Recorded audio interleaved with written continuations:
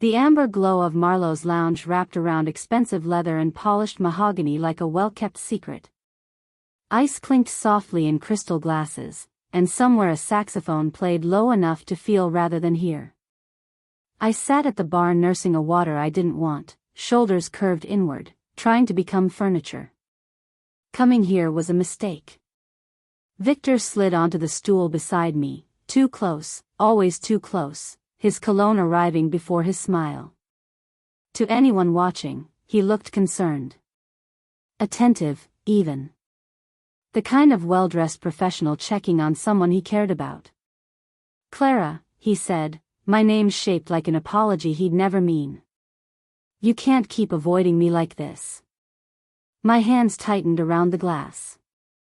I knew better than to look at him. Looking meant engaging, and engaging meant giving him an opening I couldn't afford. But my body had learned this dance through repetition, the slight flinch, the careful stillness, the way I made myself smaller without even thinking about it. He leaned in, and I felt his breath against my ear. To the bartender wiping glasses 3 feet away, it probably looked intimate. Romantic, even. "When we leave here, Clara," Victor whispered, each word precisely placed, "you'll be covered in bruises for thinking you could ever be without me." My pulse hammered in my ears, drowning out the saxophone. The water glass sweated under my palms. I wanted to scream, to shove him away, to make someone, anyone, understand what was happening in plain sight. But Victor was a lawyer. Respected. Charming.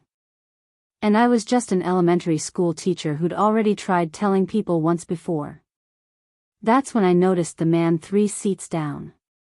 He sat alone with a glass of whiskey, dressed in a charcoal suit that didn't need labels to announce its cost. Dark hair slicked back. Controlled stillness that didn't match the casual atmosphere. While everyone else in Marlowe's laughed and networked, he simply listened. His glass had stopped moving. His jaw had tightened almost imperceptibly. And when his eyes cut sideways for just a fraction of a second, I knew with absolute certainty, he had heard every word. "Don't move," Victor said, standing and smoothing his navy suit. "I'll be right back. We're not done talking." He walked toward the restrooms with that confident stride that used to make me feel protected. Now it just marked time until the next threat. For 10 seconds, I could breathe. The man from down the bar moved. Not rushed, nothing about him suggested urgency, but deliberate. Inevitable. He stood, and I registered his full presence, tall, broad-shouldered, the kind of physical authority that didn't need to announce itself. He stopped at a respectful distance from my seat. "Forgive the intrusion," he said, voice low and precisely controlled. I couldn't help overhearing. "Are you here willingly?" I froze. Who was this? What did he want? "My name is Sebastian Moreau," he continued, reading my hesitation. "I heard what he said to you. Every word." He paused. "I'm asking a simple question. Do you want to leave here safely? Yes or no?" Something in the directness, the lack of pity, the absence of judgment, cut through my paralysis. "Yes," I whispered. "Please." Sebastian pulled out his phone, typed something brief, then pocketed it. "There are 2 men at the entrance. When he returns, they'll ensure he doesn't follow you. You'll walk out with me." Victor returned before I could respond. The moment he saw Sebastian standing there, his expression shifted, the mask cracking just enough to show what lived underneath. "I don't know who you think you are," Victor said, voice climbing toward indignation, "but you need to step away from." Sebastian turned to face him fully. Victor stopped mid-sentence. Actually took a half step back. "I'm the man who heard your threat," Sebastian said quietly. "I know your name is Victor Hale. You work at Brennan and Associates. You drive a black Mercedes, license plate 7TBJ394. You live at 1847 West Armitage, Unit 12C. He tilted his head slightly. Your senior partner is Richard Brennan. Would you like me to continue, or would you prefer I didn't mention the Barrett case from 2019? Victor's face went white. How do you? Sebastian didn't let Victor finish. The Barrett case, he continued, his voice carrying just enough to make Victor glance nervously at the nearby tables, where you convinced your client to accept a settlement that was 40% lower than what the evidence supported. You pocketed the difference through a shell consulting fee. He paused. Should I keep going, or have I made my point? The color drained from Victor's face completely now. His mouth opened, closed, opened again like a fish gasping on a dock. I don't know what you think you heard, but I think I heard a man threaten a woman with physical violence in my city, Sebastian said, his tone dropping to something that made the temperature around us feel 10 degrees colder. I think I heard enough to make several phone calls that would end your career before breakfast tomorrow. He took one step closer to Victor, and I watched my ex-boyfriend, the man who'd terrorized me for months, actually flinch. But more importantly, I heard a woman say she wants to leave. So that's exactly what's going to happen. Victor's eyes darted to me, that familiar flash of rage breaking through his carefully maintained facade. Clara, you can't seriously be considering. She's not considering anything, Sebastian cut him off. She's leaving. The only question is whether you walk away quietly or whether I make those phone calls right now. For a long moment, Victor just stood there, his jaw working like he was chewing through all the arguments he wanted to make, all the threats he wanted to deploy. I'd seen this before, the moment when he calculated whether the cost of control was worth the price. Finally, he straightened his tie with shaking hands. This isn't over, Clara. Yes, Sebastian said, pulling out his phone, it is. Something in the casual certainty of those two words, or maybe the way Sebastian's thumb hovered over his screen, made Victor take a step back. Then another. His eyes locked on mine one last time, promising retribution, before he turned and walked toward the exit with as much dignity as he could salvage. I watched him disappear through the frosted glass doors, half expecting him to turn around, to come back, to refuse to let this happen the way he'd refused every other boundary I'd tried to set. He's gone, Sebastian said quietly. My men will make sure he gets in his car and drives away. I turned to look at him, really look at him for the first time. Up close, he was even more imposing. Not just his height or the obvious strength beneath that expensive suit, but something in his eyes. They weren't cold exactly, but they held the kind of certainty that came from never having to prove anything to anyone. I don't understand, I managed, my voice barely above a whisper. Why would you help me? You don't even know me. I know enough. He gestured to the bartender, who appeared instantly with a glass of water that he set in front of me without being asked. I know what I heard. I know what men like him do to women like you when they think no one's watching. Something dark crossed his face, there and gone in a heartbeat. And I know that in my city, in my establishments, that doesn't happen without consequences. Your city? Your establishments? A slight smile touched his lips, though it didn't reach his eyes. I own Marlowe's. Along with several other properties in Chicago. Real estate, mostly. Some hospitality. He said it like he was describing a hobby, not what was clearly a significant empire. I can't just. I mean, I don't even know you. But even as I said it, I was already standing, already reaching for my purse with trembling hands. No, you don't, Sebastian agreed. So here's what I'm offering, and you can accept or decline without any pressure from me. He waited until I met his eyes. I have a car outside. I can take you wherever you want to go, a friend's house, a hotel, anywhere that isn't the apartment Victor already knows about. Or I can simply make sure you get to your car safely and that he doesn't follow you. Your choice, Clara. Just tell me what you want. That word, choice, hit me harder than it should have. When was the last time someone had asked me what I wanted without telling me why I was wrong? He knows where I live, I heard myself say. He has a key. I changed the locks twice, but he always finds a way. Sebastian nodded like this confirmed something he'd already suspected. Then you're not going back there tonight. Tomorrow we'll handle the security situation properly, but right now, we get you somewhere safe. He offered his hand, palm up, waiting. Trust me or don't, I won't be offended either way. But decide now, because we both know he's not the type to give up easily. I stared at his outstretched hand. Every instinct I developed over the past year screamed at me not to trust strange men, not to get in cars with people I didn't know, not to trade one dangerous situation for another potential trap.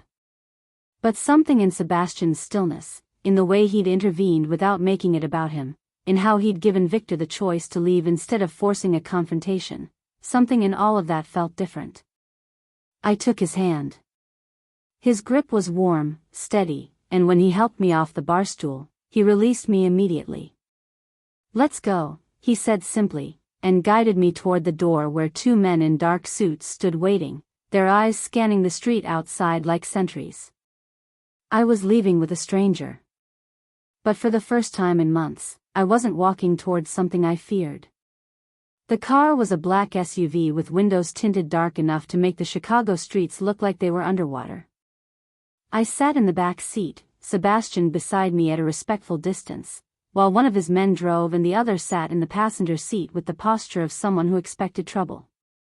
No one spoke. I watched the city slide past, familiar landmarks that grew less familiar as we moved north, away from my neighborhood, away from everything I knew. My phone buzzed in my purse. Once. Twice. 7 times in rapid succession. That's him, I said, not needing to check. Don't answer, Sebastian said. It wasn't a command, just a statement of fact. He'll escalate to calling. Then he'll try to make you feel guilty for not responding. It's a pattern. I stared at him. How do you? I've seen it before. His jaw tightened almost imperceptibly. Men like Victor follow scripts. They think they're unique, but they're all reading from the same playbook. The buzzing stopped. Started again. My hands curled into fists in my lap.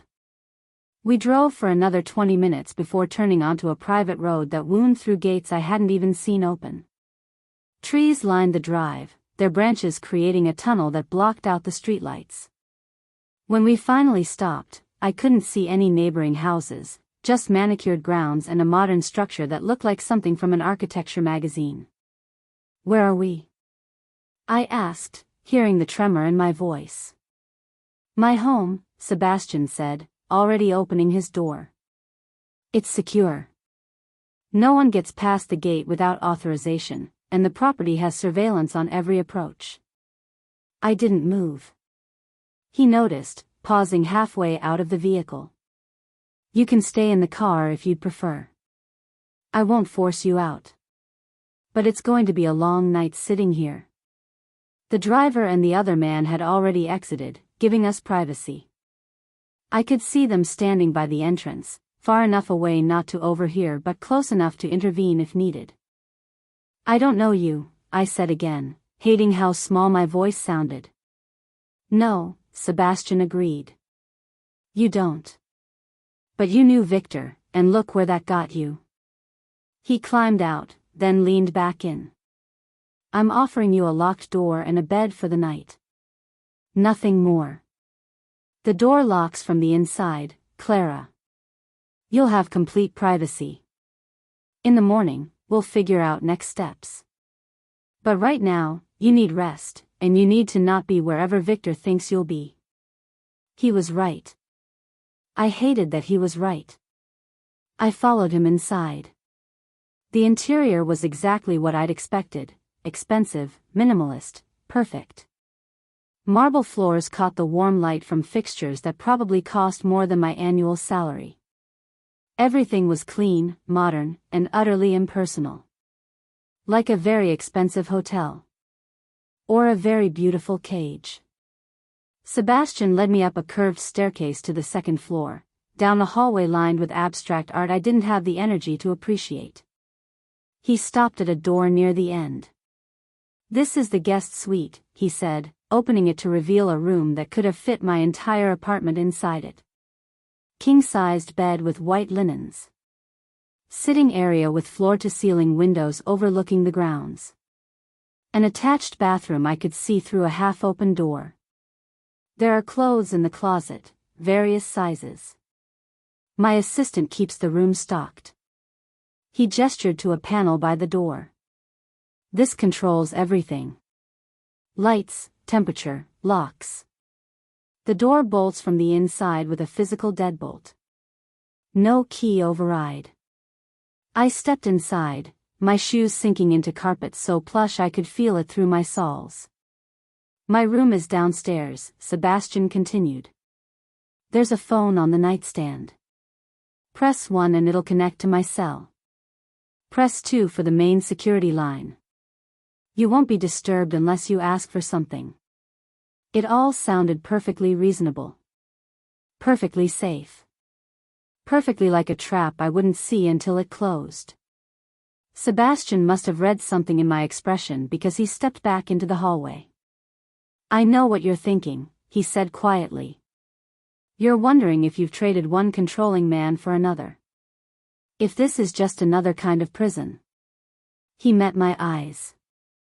"I can't prove to you that it's not. Not tonight. You'll have to decide that for yourself in the morning." "But Clara?" He waited until I looked at him. "The door locks from your side. Not mine. That's not an accident." He closed the door without waiting for a response. I stood there in the center of this beautiful, foreign room, listening to his footsteps fade down the hallway. My phone buzzed again in my purse. Victor. Still calling.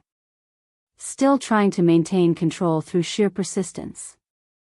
I walked to the door and threw the deadbolt. The sound it made, solid, final, felt like the first real choice I'd made in months.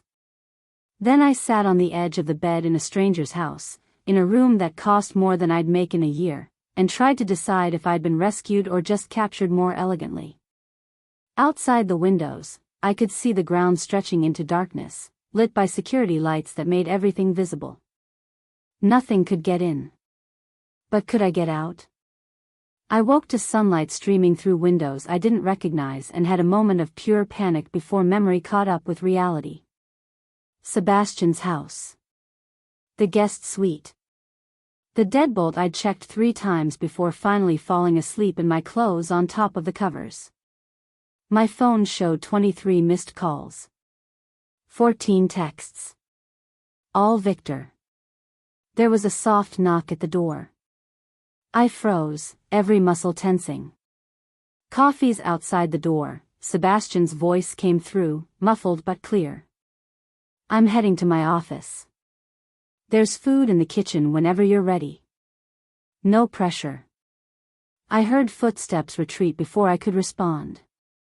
When I finally opened the door, I found a thermal carafe on a tray with a cup, cream, and sugar. Still hot. He must have been waiting, listening for signs I was awake. The thought should have unsettled me. Instead, I found myself grateful not to face him before I'd had caffeine.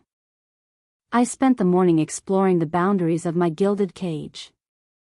The guest suite had everything: toiletries still in packaging, clothes in the closet that ranged from casual to professional and sizes from petite to plus. Like he'd prepared for any woman who might need to disappear into his house. That thought did unsettle me. Downstairs, the house was quiet. Too quiet. I found the kitchen, all granite and stainless steel, with a note on the counter in clean, precise handwriting: "Help yourself to anything. I'll be back around 3 SM." The refrigerator was fully stocked. The pantry could have supplied a small restaurant. I made toast because it was the only thing my nervous stomach could handle, then spent an hour sitting at the kitchen island wondering what the hell I was doing. My phone rang. Not Victor this time, my principal. Clara, thank God. Are you all right? A man came by the school yesterday asking about you. Said he was your boyfriend, but something felt off, so I didn't tell him anything.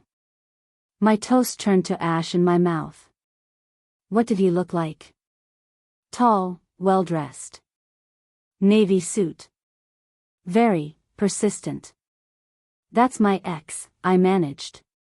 If he comes back, please don't engage with him. Just call the police. There was a pause. Clara, are you safe? Should I be worried? Was I safe? I was sitting in a stranger's mansion, hiding from a man who'd threatened to cover me in bruises, having coffee provided by someone I'd met 12 hours ago. I'm safe, I said, hoping it was true. I'm just taking some time away. After I hung up, I found Sebastian's note and flipped it over. Wrote, Victor went to my school. Left it on the counter. He returned at exactly 3 o'clock, his suit jacket draped over one arm, looking like he'd spent the day negotiating corporate mergers instead of whatever it was men like him actually did. His eyes went to the note immediately. His jaw tightened. Your principal didn't tell him anything, I said from where I sat curled in a chair by the windows. But he knows something's wrong. He'll try the school again. Sebastian pulled out his phone, typed something quickly. As of right now, you have private security at the school. They'll be discreet, you won't even notice them. But if Victor shows up again, they'll handle it. I can't afford. You're not paying for it. He poured himself a glass of water from the sink, his back to me. This isn't charity, Clara. It's just practical. Men like Victor escalate when they lose control. Better to have protection in place before we need it. Men like Victor, I repeated. You keep saying that. Like you've got them all figured out. His shoulders tensed. For a long moment, he didn't respond, just stood there staring out the window over the sink. My sister, he finally said, his voice carefully neutral. Isabel. She was married to a man everyone loved. Charming. Successful. Respected in his field. He took a drink, still not looking at me. He put her in the hospital twice. She left him both times, and both times he convinced her to come back. Said he'd changed. That he'd get help. The air in the kitchen felt heavy. The third time, she didn't make it to the hospital. My breath caught. Sebastian, I was building my business, he continued, like I hadn't spoken. Making money, making connections, making a name for myself. I knew something was wrong, but she kept saying everything was fine. And I believed her because it was easier than confronting what I suspected. He finally turned to face me. I had all this power, all these resources, and I did nothing. By the time I tried to intervene, it was too late. I saw it then, the stillness that I'd mistaken for control was actually restraint. The careful distance wasn't indifference but protection. Against his own guilt, maybe. Or against failing someone again. That's why you helped me, I said quietly. At the bar. I help because I can, he corrected. Because I have the resources Isabel didn't have. Because I won't watch another man like Victor destroy someone while everyone else looks away. He set down his glass, composed again, the mask back in place.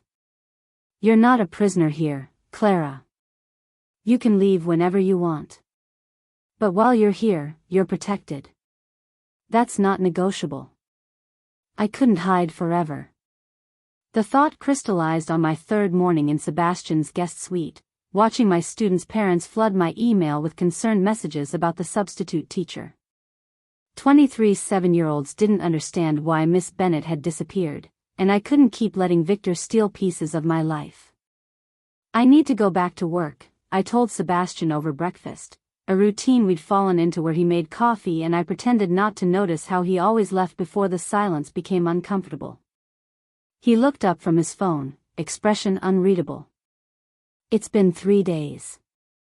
My students need consistency. They need routine. I set down my cup with more force than necessary. I can't let him take this from me too. Teaching is all I have left. It's not all you have, Sebastian said quietly. But I understand. He was already typing something. Give me 2 hours to make arrangements. I don't need 2 hours, Clara.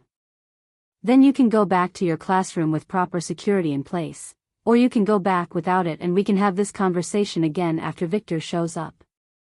His tone wasn't harsh, just factual. Your choice. I chose the security. The school looked exactly the same when Sebastian's driver dropped me off that afternoon. Red brick, cheerful playground, parents streaming through the pickup line. Except I couldn't shake the feeling of being watched. You won't see them, the driver had said when I'd asked about Sebastian's men. That's the point. My principal, Margaret, nearly crushed me in a hug the moment I walked through the door. Thank God. Are you all right? Should I ask? I won't ask. But if you need anything. I'm fine, I lied. Just had some personal things to handle. Her eyes said she didn't believe me, but she was kind enough not to push. My classroom erupted when I walked in. 23 second graders swarmed me with drawings they'd made, stories about what the substitute had done wrong, questions about where I'd been. Their joy was so pure, so uncomplicated, that I felt tears threatening. This was what I'd been protecting. The day passed in a blur of spelling tests and math centers and read-alouds. Normal. Blessedly, perfectly normal. I almost forgot about the security, about Victor, about everything outside these 4 walls. Until pickup time. I was walking my students to the parent pickup area when I saw him. Victor stood across the street, far enough away to be legal but close enough to make his point. He wasn't doing anything threatening, just standing there in his perfectly tailored suit, watching. My steps faltered. The little girl whose hand I was holding looked up at me with concern. Miss Bennet? Are you okay? Before I could answer, a black SUV pulled up to the curb directly between us and Victor's line of sight. The driver, one of Sebastian's men I vaguely recognized, stepped out and made a show of checking his phone, his body positioned to block Victor's view of me completely.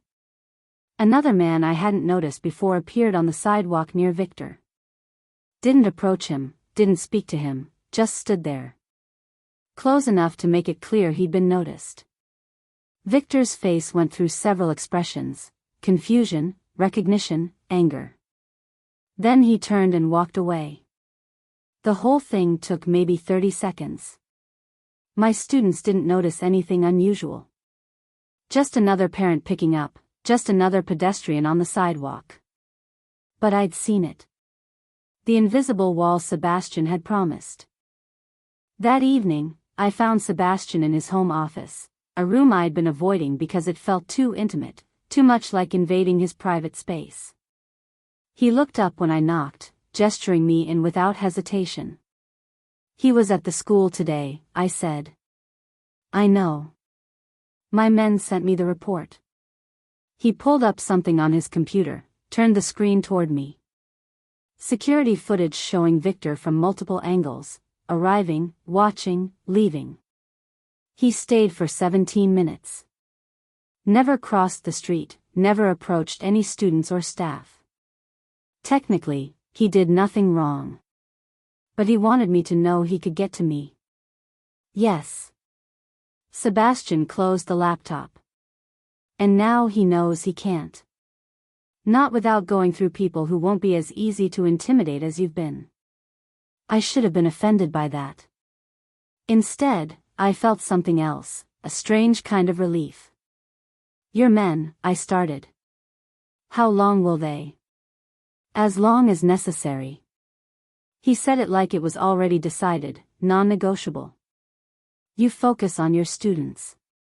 Let me handle Victor." "I can't just let you." "You're not letting me do anything, Clara. I'm doing it because I choose to." He stood, came around the desk but maintained his careful distance. "You've spent months trying to handle this alone.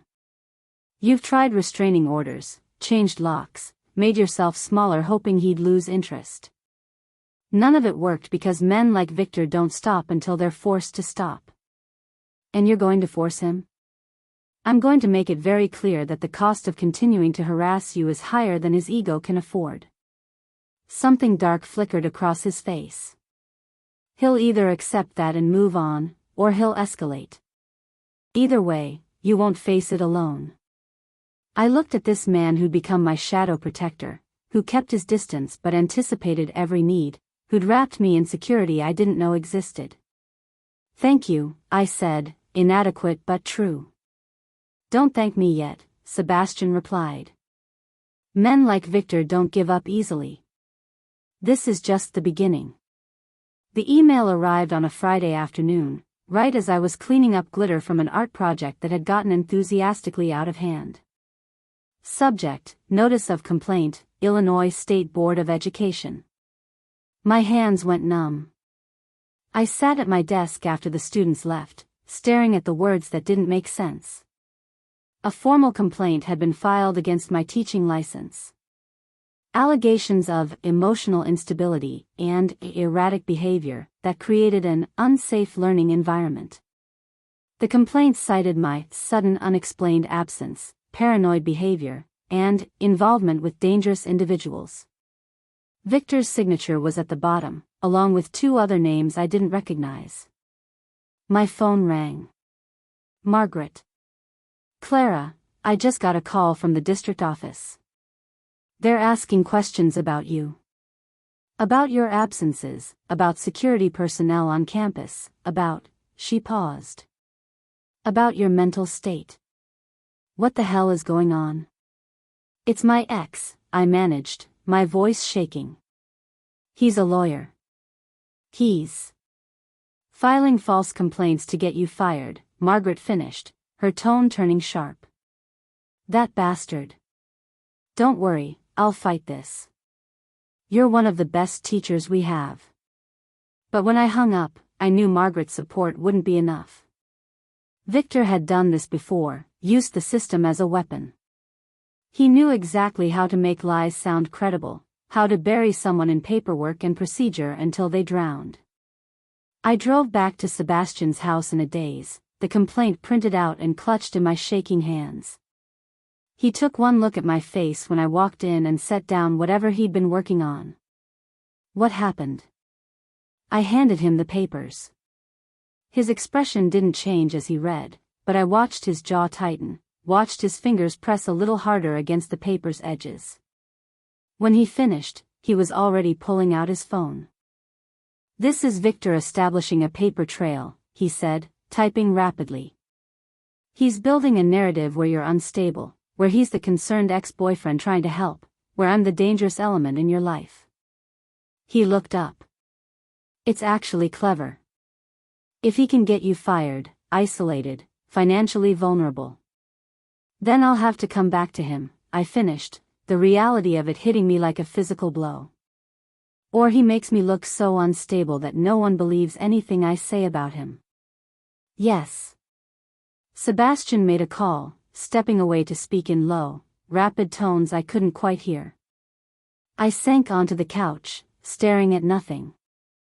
This was what Victor did. This was his arena.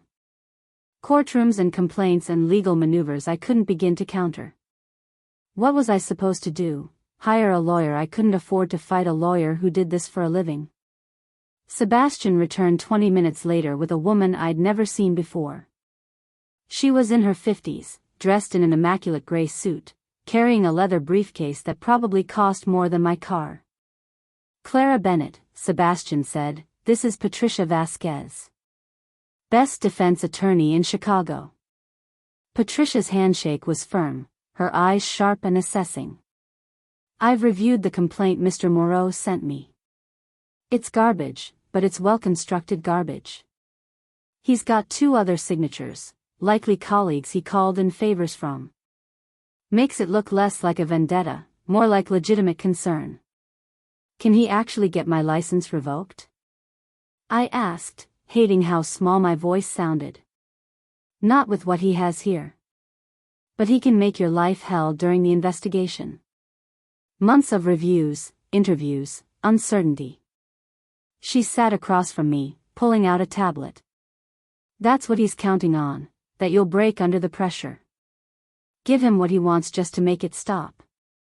I won't, I said, surprising myself with the firmness in my voice. Good. Patricia smiled, sharp as a knife. Because we're not playing defense. We're going on offense. She spent the next hour asking questions, about Victor, about our relationship, about everything he'd done.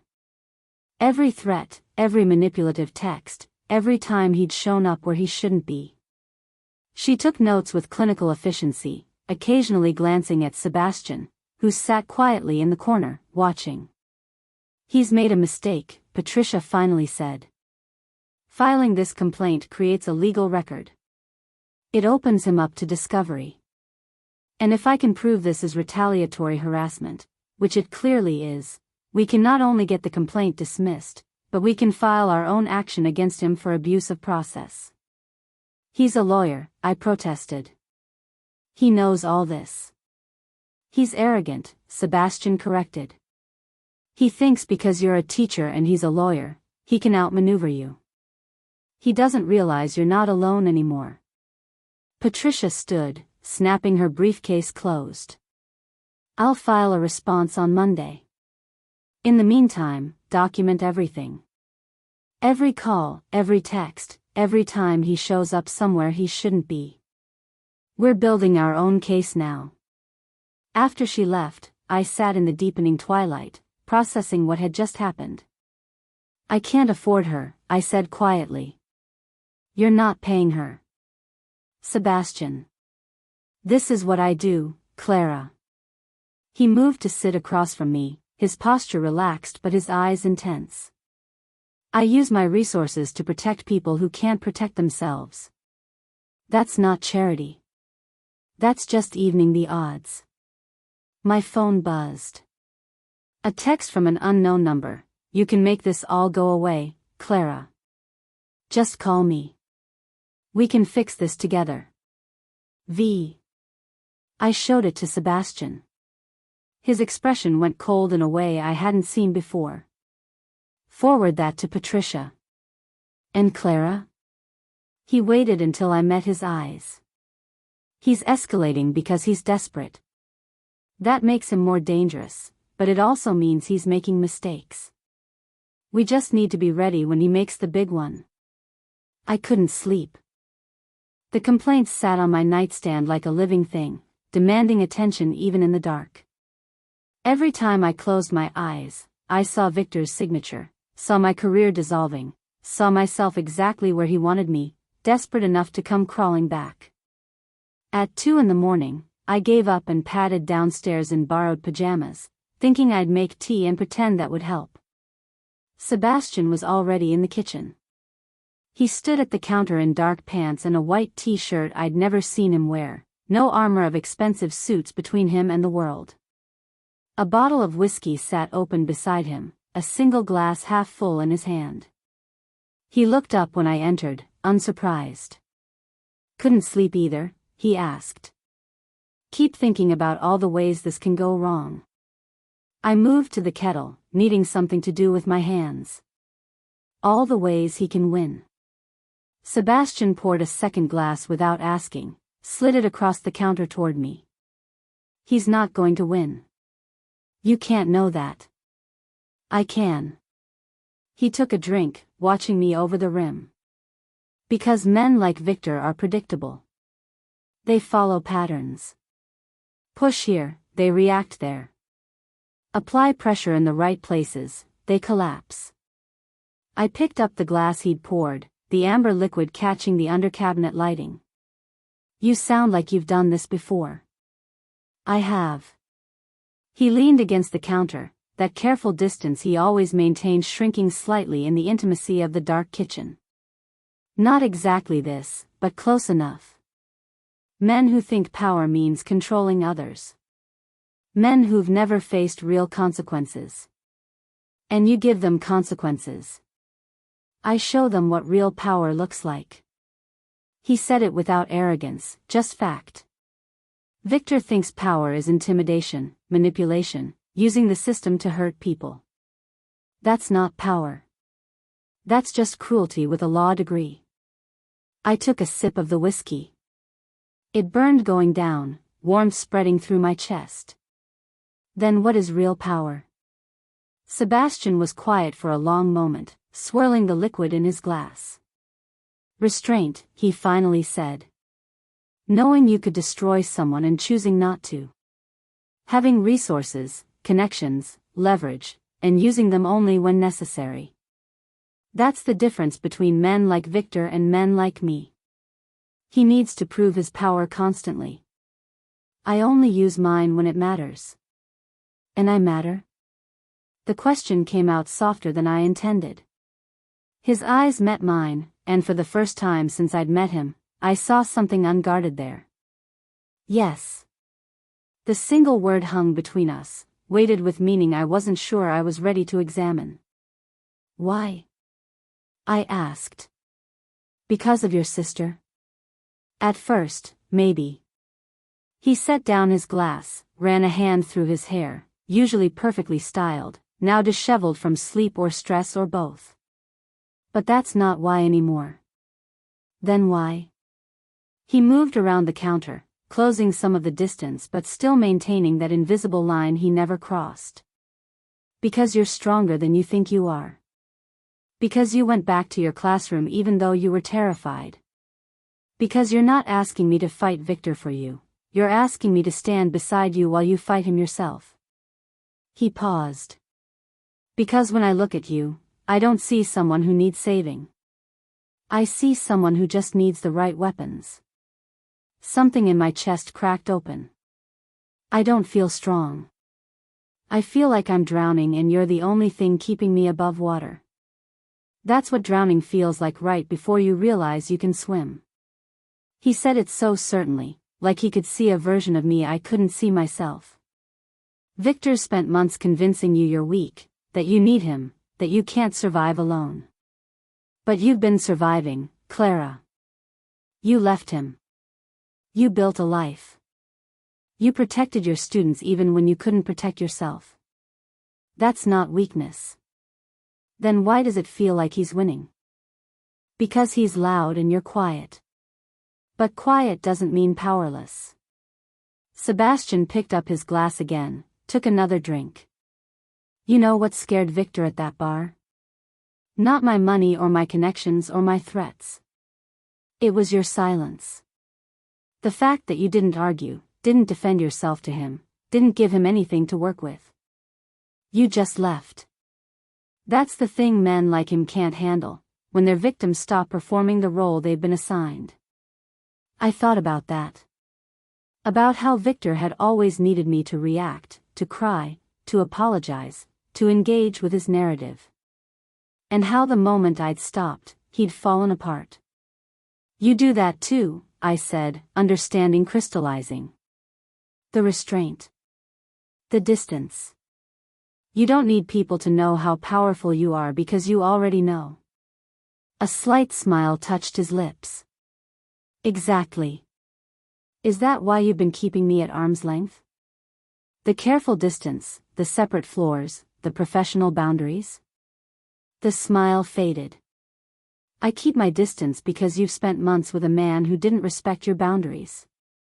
I won't be another man who takes what he wants without asking. What if I'm asking? The air between us went still. Sebastian set down his glass very carefully. Clara. I'm not asking for anything you don't want to give, I said quickly. I need to know this is real. That you're real. That I'm not just another project, another penance for what happened to Isabel. He closed the remaining distance between us, slowly enough that I could step back if I wanted. I didn't. You're not a project, he said quietly, his voice rough. And you're definitely not penance. Then what am I? He reached up, his hand hovering near my face before gently tucking a curl behind my ear. The touch was careful, reverent, nothing like Victor's possessive grabbing. You're someone who makes me want to be more than just the man who breaks people like Victor, he said. You're the reason I remember there's something worth protecting. The grocery store was supposed to be safe. I'd been living with Sebastian for 2 weeks, falling into a routine that felt almost normal. His driver took me to school, security watched from a distance, and I came home. I'd started thinking of it as home, to find dinner waiting and Sebastian working in his office. We'd talk over whiskey some nights, carefully navigating whatever was growing between us. But I needed normalcy. Needed to do something as mundane as buying my own groceries like a regular person instead of someone in witness protection. Sebastian's driver had offered to wait, but I'd waved him off. 20 minutes. I'd be fine for 20 minutes. I was in the produce section, debating between apples, when I felt it, that prickle of awareness that comes from being watched. I turned, already knowing what I'd see. Victor stood at the end of the aisle, perfectly positioned between me and the exit. His navy suit was immaculate as always, his smile sharp enough to cut. He didn't approach, just stood there, letting me see him. Letting me know he'd found me. My phone was in my purse. Sebastian's number on speed dial. Security just a call away. But my hands were shaking too badly to reach for it. Victor started walking toward me, slow and deliberate. Not threatening, never threatening where cameras could see. Just a concerned ex-boyfriend checking on someone he cared about. Clara, he said, his voice carrying that familiar warmth that made my stomach turn. We need to talk. I backed up, my hip hitting the Apple display. Stay away from me. I just want to talk. He held up his hands, the picture of reasonableness. 5 minutes. That's all I'm asking. We can clear up this whole misunderstanding about the complaint. There's no misunderstanding. You filed false charges to get me fired. See, that's exactly the kind of paranoid thinking that concerns me.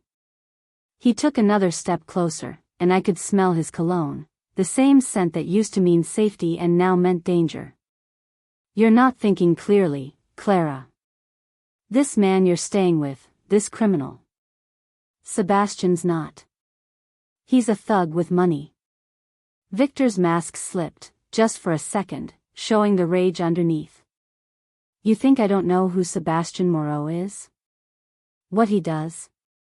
The rumors about his business dealings? He lowered his voice, leaning in. You've traded me for a mobster, Clara. How is that better? He doesn't hurt me, I said, surprised by the steadiness in my voice. That's how it's better. Something dark flashed across Victor's face.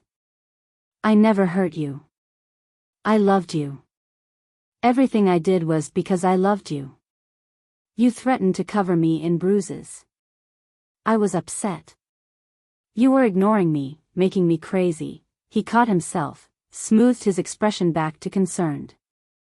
This is exactly what I'm talking about. You're twisting everything, making me into some kind of monster when all I ever did was care about you. An elderly woman turned into our aisle, her cart rattling. Victor immediately stepped back, his posture shifting to non-threatening. The woman passed between us, oblivious to the tension thick enough to choke on. The moment she was gone, Victor moved. Not violently, nothing that would trigger security footage. He just closed the distance, backing me against the Apple display, his body blocking any easy escape. To anyone watching, it would look like an intimate conversation. "You're going to drop this whole thing," he said, his voice low and controlled. "The security, the lawyer, this ridiculous charade with Moreau. You're going to tell the school board that you've been under stress, that you made a mistake leaving me, that you want to reconcile. And then you're going to come home where you belong." "No." The word came out stronger than I felt. His hand shot out, gripping my wrist, the same spot he always grabbed, where bruises would be hidden by long sleeves. His fingers dug in hard enough to make me gasp. "I wasn't asking, Clara.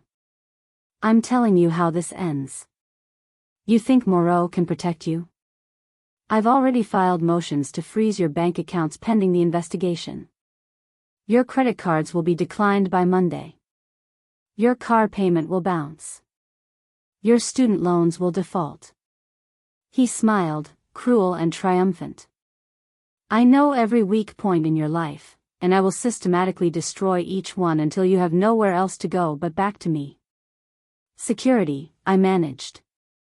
Sebastian's men aren't here." Victor leaned in closer, his breath hot against my ear. "Because you sent them away, didn't you? Wanted to feel normal? Well, congratulations. This is normal. This is us. This is how it always ends, with you realizing you need me." My vision started to blur at the edges. Not from tears, but from the sheer panic flooding my system. He was right. I'd sent the driver away. I'd wanted independence, and now I was trapped against a fruit display while Victor methodically explained how he'd ruined my life. "We're leaving," Victor said, his grip tightening. "Together. You're going to smile, take my arm, and walk out of here like the reunited couple everyone thinks we are. And then we're going to have a very long conversation about respect and consequences and Mr. Hale." The voice came from behind Victor, cold and precise. We both turned. One of Sebastian's men stood 3 feet away, phone in hand, camera clearly pointed at us. He wasn't alone, another guard blocked the far end of the aisle. "I'd recommend removing your hand from Ms. Bennett," the first guard said calmly. "We've already got footage of the assault. I'd hate to add resisting security to the report." Victor's face went white, then red. But he released my wrist. "This is harassment," he sputtered. "I'll have both of you arrested." "Please do call the police," the guard said. "I'm sure they'd love to see the footage of you threatening Ms. Bennett." Victor looked at me, at the guards, at the phone still recording. "Calculating. Always calculating." "This isn't over," he said quietly, the threat unmistakable. "Yes," a new voice said from behind the guards. "It is." Sebastian stepped into view, and the temperature in the aisle seemed to drop 10 degrees. Sebastian didn't look at me. His entire focus was on Victor, his stillness more threatening than any violence could have been. "Mr. Moreau," Victor said, recovering his composure with visible effort. "I'm having a private conversation with. You're assaulting a woman in a grocery store while violating a restraining order." Sebastian's voice was conversational, almost pleasant. "But we both know that's not why I'm here." He held up a manila folder, thick with documents. Victor's eyes locked on it, and I watched something shift in his expression. Fear, quickly masked, but there. "I don't know what you think you have." "The Barrett case," Sebastian interrupted, opening the folder. "Your client, Jennifer Barrett, was entitled to $2.3 million in her divorce settlement based on the forensic accounting. You convinced her to accept $1.4 million, telling her it was the best she could do." He pulled out a document, held it up so Victor could see. "Except you had a consulting agreement with her ex-husband's attorney. You received $300,000 to undervalue her claim." Victor's jaw worked. "That's privileged information." "You can't." "I can, and I did." Sebastian pulled out another document. The Morrison embezzlement case. You were defense counsel, but you fed information to the prosecution in exchange for leniency on another client. Your own client went to prison for 8 years because you sold him out. You're making wild accusations. I have emails. Sebastian's smile was cold. Would you like me to read them? Because I particularly enjoyed the one where you described your client as collateral damage in your bigger strategy. The other shoppers had cleared out, scared off by the tension or quietly ushered away by Sebastian's men. It was just us now in the empty aisle, Victor trapped between security guards, Sebastian methodically destroying him with paper instead of fists. Then there's Sarah Winters, Sebastian continued, pulling out a photograph. A woman, mid-30s, dark hair, smiling at the camera. Your ex-girlfriend before Clara. You put her in the hospital twice. She filed a police report both times, then mysteriously withdrew them. I found the checks you wrote her lawyer. $15,000 to make her go away. I stared at the photograph, seeing myself in this stranger's smile. How many of us had there been? And Katie Chen before her. Emily Rodriguez before that. Sebastian fanned out more photographs like cards in a poker hand. 4 women in 6 years, Victor. All with the same pattern: charm, isolation, escalation, violence. All paid off or threatened into silence. This is a setup, Victor said, but his voice had lost its certainty. You fabricated this. I fabricated bank records, court filings, hospital records. Sebastian closed the distance between them, and I saw Victor actually flinch. I have statements from 3 of your victims willing to go on record now that they know they're not alone. I have colleagues from your firm who are very interested in your billing irregularities. I have enough evidence to end your career and put you in prison for obstruction of justice, witness tampering, and fraud. You can't prove. Sebastian held up a flash drive. Everything's on here. Organized, cross-referenced, ready for the Illinois State Bar Association, the district attorney, and every major news outlet in Chicago. He paused. The only question is whether I send it. Victor's face had gone gray. What do you want? What I want is irrelevant. Sebastian glanced at me for the first time since entering the aisle. Clara, come here. I moved to his side on shaking legs. He handed me the flash drive, still watching Victor. This is yours, Sebastian said to me. You decide what happens next. You want to press charges, we press charges. You want to go public, we go public. You want to simply make him go away. He turned back to Victor. I can make that happen too. My hand closed around the flash drive, warm from his pocket. All of Victor's secrets, all his crimes, concentrated in this small piece of plastic. Victor was staring at me now, and for the first time since I'd known him, he looked genuinely afraid. Clara, please, he said. We can work this out. I made mistakes, but we can. You threatened to cover me in Bruises, I said quietly. You filed false complaints to get me fired. You froze my bank accounts. You tracked me down to terrorize me in a grocery store. I looked at the flash drive in my hand, then back at him.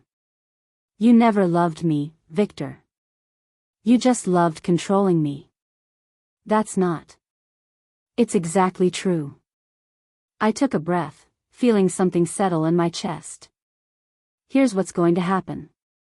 You're going to drop the complaint against my teaching license. You're going to unfreeze my accounts. You're going to sign a legal agreement never to contact me again, no calls, no texts, no showing up at my work or anywhere else I might be. And if I don't? I held up the flash drive. Then Sebastian sends this to everyone who matters. Your career ends, your reputation is destroyed, and you'll be lucky if prison is the worst thing that happens to you. Sebastian pulled out a document from the folder, handed it to Victor. The agreement's already drawn up. Sign it now, and this all stays private.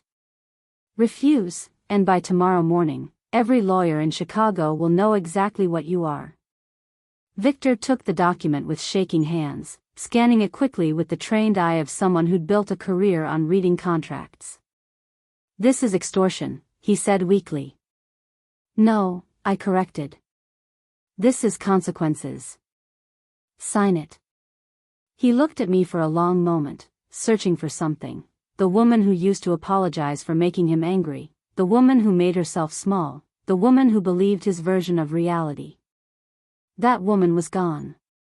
Victor signed. Sebastian's guard immediately took the document, photographed it, sent it somewhere. Creating a record, making it real. You have 5 seconds to leave this store, Sebastian said quietly. If I ever see you near Clara again, the agreement is void. Understood? Victor nodded once, his expensive suit somehow looking cheaper on his defeated frame. He turned and walked away without another word, past the security guards, past the curious shoppers peering around end caps. I watched him go until he disappeared through the automatic doors. Then my legs gave out. Sebastian caught me before I hit the ground, his arms steady and sure. I've got you, he murmured. You're safe. It's over. And for the first time in months, I believed it. 3 months later, I stood in my own apartment for the first time since the night at Marlowe's. Not the old apartment Victor had keys to. Sebastian had helped me break that lease and find a new place across town. This one had a doorman, security cameras, and deadbolts that only I had keys to. Small, but mine. Completely, utterly mine. You didn't have to help me move, I said, watching Sebastian set down another box with the careful efficiency he applied to everything. I wanted to. He straightened, surveying the chaos of boxes and furniture with the same intensity he brought to business deals. Besides, my men would have just put everything in the wrong rooms. I smiled. His men had actually done most of the heavy lifting, but Sebastian had insisted on being here, carrying boxes himself like he needed the physical work to process what this meant. I was leaving his house. Moving into my own space. Taking the final step toward the independence I'd been building piece by piece. The teaching license complaint had been dismissed within a week of Victor signing the agreement. My bank accounts had been unfrozen. The school board had received a formal apology, written by Patricia Vasquez, dripping with legal language that made it clear any further action would result in lawsuits Victor couldn't afford. Victor himself had disappeared from my life so completely it was almost eerie. No calls, no texts, no chance encounters. Sebastian's investigator confirmed he'd taken a position at a firm in Atlanta, putting 1,000 miles between us. He's still practicing law? I'd asked when I heard. For now, Sebastian had said. But his new firm doesn't know about the file. If he ever steps out of line again, with anyone, that changes. The threat hung over Victor like a sword, and somehow that felt more just than prison. He got to live knowing that his secrets could detonate at any moment, that he was being watched, that he was no longer untouchable. Where do you want this one? Sebastian asked, holding a box labeled classroom supplies. Home office.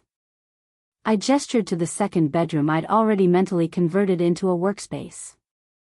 I'm thinking about starting a tutoring program. For kids who need extra support. That's good. He set the box down carefully, then turned to face me. You're good at that. Seeing people who need help and actually helping them. There was something in his tone, a weight I couldn't quite identify. Sebastian. I need to tell you something, he said, cutting me off gently. About why I really came today. My stomach tightened. Okay.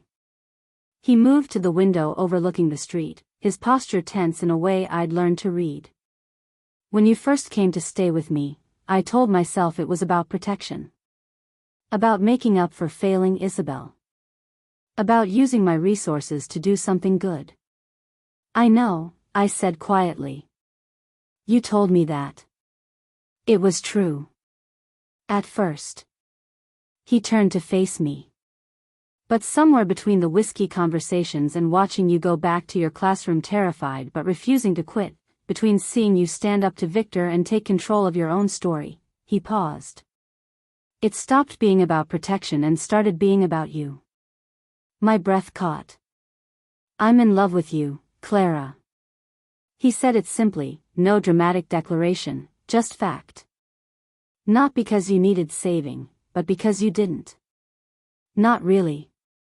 You just needed someone to stand beside you while you saved yourself. I crossed the room to him, my heart hammering. You know what I realized? That night in the grocery store when you showed up with that file? What? That you could have done that weeks earlier. You had all that evidence before Victor even filed the complaint against me. I watched his expression carefully. But you waited. You let me decide when I was ready to face him. You gave me the flash drive, the choice, the power. Even when you had all the weapons, you put them in my hands. His jaw tightened. You deserved to be the one who ended it. That's what I mean. I reached up, touching his face the way he'd touched mine that night in his kitchen. You understand power in a way Victor never could. Real power isn't about control. It's about restraint. It's about knowing when to act and when to wait. When to protect and when to let someone protect themselves. Clara. I love you too, I said, the words easier than I'd expected. Not because you rescued me from a bar or because you're rich or powerful or any of that. But because you see me. The real me. Not the scared woman who needed saving, but the strong woman who was always there underneath. He kissed me then, and it was nothing like Victor's possessive claiming. This was different, a question asked and answered, a partnership forming, two people choosing each other from a place of strength rather than need.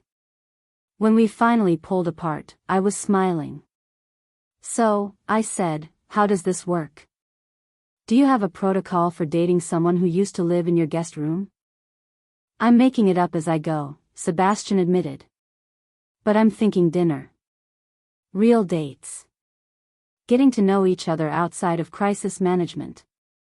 Sounds terrifyingly normal. We can handle normal. He pulled me closer, his arms solid and sure around me. We handled everything else.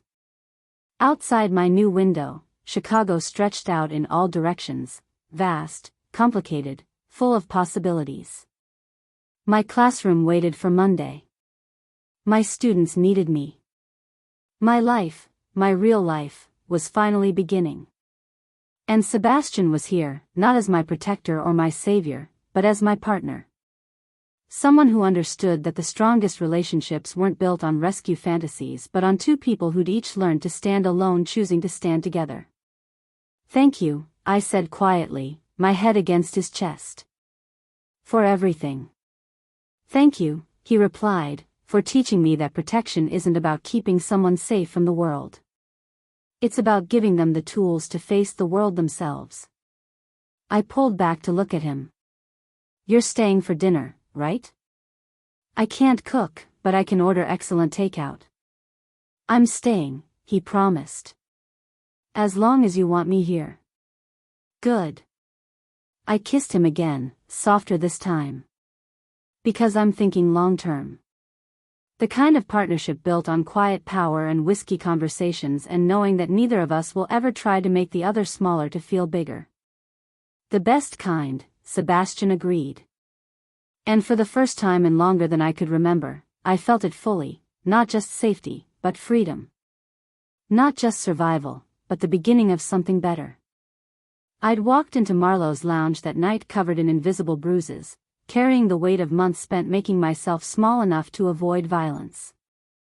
I walked out of this moment standing tall, holding hands with a man who'd showed me that real strength wasn't about dominance or control. It was about choosing, every day, to use your power to lift people up instead of tearing them down. Victor had tried to break me. Instead, I'd learned to build myself into something unbreakable. And that, I realized, watching Sebastian smile at me in the afternoon light of my new home, was the real happy ending. Not rescue. Evolution. 6 months later, I stood at the front of a conference room in the Chicago Women's Center, looking at 12 faces that mirrored my own past. 12 women who'd left abusive partners. 12 women trying to rebuild lives from the wreckage of relationships that had nearly destroyed them. 12 women who thought they were alone. My name is Clara Bennett, I said, my voice steady in a way it never used to be. And 3 years ago, I was sitting exactly where you are now. I told them about Victor. Not all of it, some wounds were still too private to share, but enough. The threats, the isolation, the way he'd used his charm and status to make people doubt my version of reality. The night at Marlowe's when I'd thought I was trapped. I want to be clear about something, I said, looking each woman in the eye. I didn't save myself alone. I had help, significant help from someone with resources I didn't have. But here's what I learned, help isn't the same as rescue. The people who helped me didn't do it for me. They gave me tools and stood beside me while I did the hard work myself. One woman raised her hand tentatively. What if we don't have someone like that? Someone with money and lawyers and security? It was the question I'd been waiting for. That's why we're here. I gestured to Patricia Vasquez, who sat in the back row. Ms. Vasquez has agreed to provide pro bono legal services for anyone in this program who needs it. We also have partnerships with 3 security firms who'll provide consultation on safety planning. And we have funding, I glanced at Sebastian, standing quietly by the door, to help with immediate needs. Emergency housing, moving expenses, whatever it takes to get you safe. Why? Another woman asked. Why would anyone do this for strangers? Sebastian stepped forward before I could answer. Because Clara asked, he said simply. And because no one should have to face what you've faced alone. After the session ended, I found Sebastian waiting in the hallway while I gathered my materials. He'd been coming to these meetings for 3 months now, never intrusive, just present. A silent reminder that not all powerful men use their power to hurt. You were good in there, he said, taking my bag. I had a good teacher. I leaned into him, comfortable in a way I'd never been with anyone. Did Patricia say whether the Martinez case was moving forward? Restraining order approved. Her ex violated it twice. He's in custody now. Sebastian held the door open as we walked into the cool evening air. She's got her kids back. Started a new job last week. Another success. Another woman who'd found her way out. We'd started the program 4 months ago, funded by Sebastian's foundation and run through the Women's Center. Legal support, security consultation, financial assistance, and peer counseling from survivors who'd made it through to the other side. It wasn't perfect. Some women went back to their abusers, some situations escalated before they got better, some cases ended in tragedy despite our best efforts. But some women got out. Built new lives. Found their strength. And that made every difficult moment worth it. Dinner at home? Sebastian asked as we reached his car, our car now, since I'd moved into his house 3 months ago. Not into the guest suite this time, but into his space, his life, his future. Actually, I was thinking we could stop by my classroom first. I want to show you what the kids made today. He smiled, that rare full smile I'd learned to treasure. Lead the way. We drove through the city as evening settled over Chicago, the skyline lighting up against the darkening sky. My phone buzzed with a text from one of the women in tonight's group. Thank you for sharing your story. It helped. I showed it to Sebastian. You're changing lives, he said. We're changing lives, I corrected. This doesn't work without you. It wouldn't exist without you. He reached over, laced his fingers through mine. I had the resources, but you had the vision. The courage to turn your pain into purpose. At a stoplight, I looked at our joined hands and thought about the night at Marlowe's. How terrified I'd been. How certain that my life would always be defined by Victor's violence, by my own fear. I'd been wrong. My life was defined by the choice I'd made to accept help. By the strength I'd found to stand up for myself. By the love I'd built with a man who understood that partnership meant equality, not possession. And now, by the women I was helping find their own strength. I got an email from Katie Chin, I said as the light changed. Victor's ex-girlfriend. The one from the file. Sebastian glanced at me. And? She wants to join the program. Not as a participant, she's been out for years. But as a mentor. She said seeing what we're doing made her realize she could help too. That's good. That's really good. We pulled up to my school, the building quiet now that classes had ended. I led Sebastian to my classroom, unlocked the door, and flipped on the lights. 23 self-portraits covered the walls, each student's face rendered in crayon and paint and glitter. The assignment had been simple: draw yourself as you want to be when you grow up. Doctors and astronauts and teachers and firefighters. Baseball players and artists and scientists. Each face beaming with possibility, with hope, with the absolute certainty that they could be anything. They're beautiful, Sebastian said, studying each one. They remind me why it matters, I said. What we're doing with the program. These kids deserve to grow up in a world where they don't have to be afraid of the people who claim to love them. Sebastian pulled me close, his chin resting on top of my head. They will. Because of people like you who refuse to stay silent. Who turn survival into advocacy. We stood there in my classroom, surrounded by children's dreams, and I felt the full weight of how far I'd come. From the woman who made herself small at a bar to the woman who now stood tall helping others find their voices. From victim to survivor to advocate. From broken to healed to healing others. I love you, I said, the words as easy as breathing now.